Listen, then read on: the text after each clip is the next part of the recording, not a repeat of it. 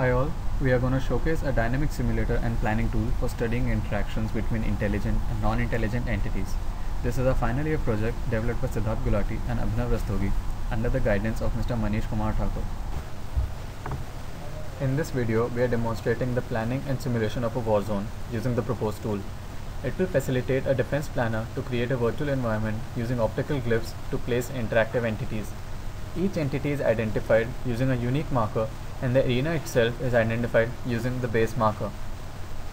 Using the orientation and position of this marker, we detect the plane of the surface to be used as the arena, and all the objects are rendered in this plane, irrespective of the orientation of their own marker. The base marker also controls the type of surface to be used. Currently, it can be toggled between sand and grass. For example, this is the sand texture and this is the grass texture. Even if the surface is planar, we can simulate any terrain by loading a relief map.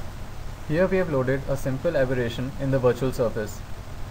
In this example, we have assumed that the enemy troops have a single point of entry into the arena and they have a single destination, that is the asset the planner is trying to protect. We continuously find the most optimum path from the source to the destination using a modified version of the A-star algorithm, wherein we consider not just the shortest distance but also the safety of the path, which I will explain in a moment.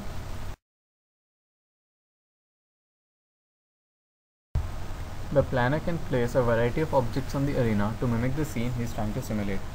These objects act as obstacles to the movement of enemies and behave differently according to a dynamically generated behavior tree. For example, if the marker denoting fire is placed on the arena, then it will spread to its surroundings, thereby affecting the most optimum path. Each moving entity in the system calculates its own path depending on the current state of the arena. Therefore, the system behaves intelligently on the whole, based on the swarm principle. These 3D models have been created in Autodesk 3ds Max and have been loaded using the graphics library. As you can see, we can map any texture on them. We can view the entire arena from any angle using the keyboard. The planner can also place defense units, which are represented by towers on the arena. These towers will attack any enemy which comes into their attack range. These attacks are considered when calculating a safe path from the source to the destination. The path is also affected by the current attack strategy being used by the enemies. We have implemented 4 famous attack strategies, namely stealth, guerrilla, cover, and blind attack.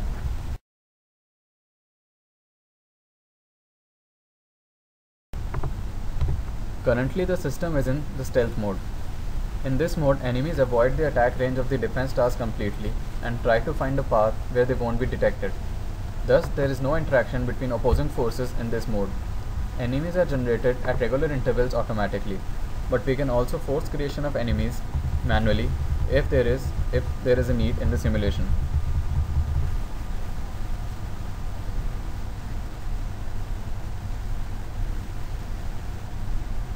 When using the cover strategy, a small number of enemies engage the defenders so that the rest of the enemies can pass by without engaging.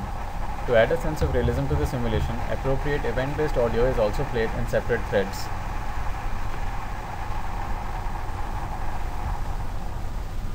When using the guerrilla strategy, a large number of enemies collectively attack the defenders and try to overwhelm them by sheer number. When towers get destroyed, they sink into the ground and are visibly damaged.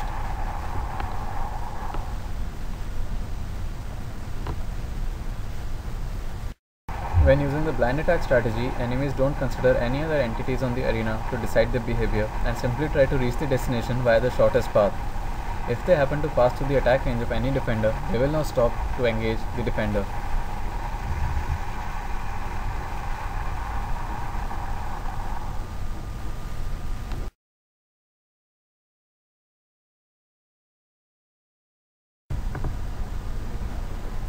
We can also pause the simulation using the predefined pause marker. Simply introducing this marker into the arena pauses the simulation. Placing a hand on this marker will resume the simulation from that point.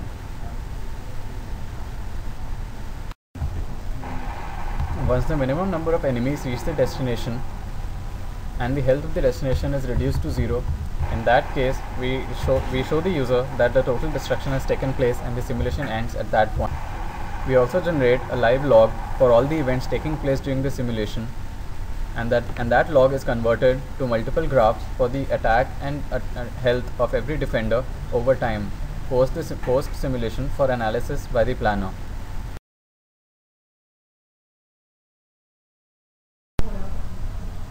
As you can see, the attack log is a non-decreasing curve and indicates the number of enemies attacked by that defender over time. The slope of this curve will indicate how efficiently is that defender being utilized during the simulation. The health log is a non-increasing curve and the slope of this curve will indicate how prone is that location for a probable attack by the enemies. This will help the user in better positioning the defenders, thereby increasing his chances in the next simulation.